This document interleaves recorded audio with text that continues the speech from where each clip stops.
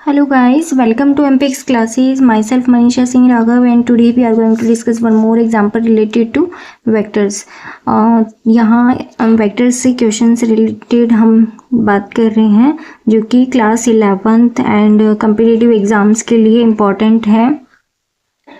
देखिए क्वेश्चन है the resultant of A vector and B vector is R1. On reversing the vector b, the resultant becomes R2. What is the value of R1 square plus R2 square? तो हमें यहाँ options given है।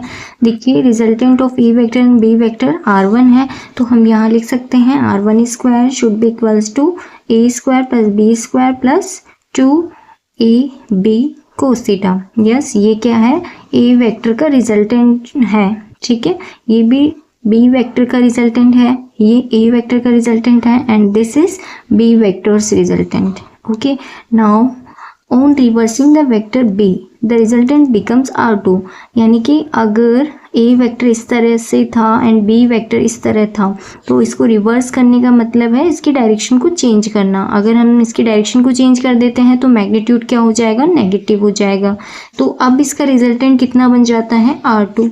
तो हमने यहाँ लिखा है R2 square, this will be equals to magnitude of A square plus magnitude of B का square minus 2 magnitude of A and magnitude of B and cos theta. Here theta is angle between A vector and B vector. Okay. Now अब हम यहाँ हमें चाहिए R1 square plus R2 square. तो R1 square plus R2 square दोनों equations को हम add on करेंगे।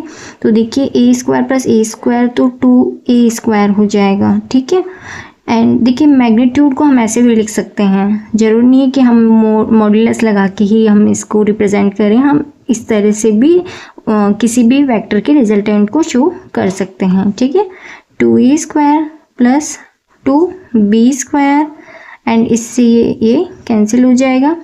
ठीक है, तो यहाँ हम कॉमन अगर हम लेते हैं तो 2a square plus b square हो जाएगा।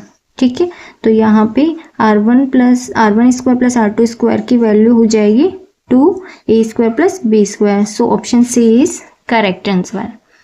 आई होप ये आपको समझ आया होगा। Thank you so much.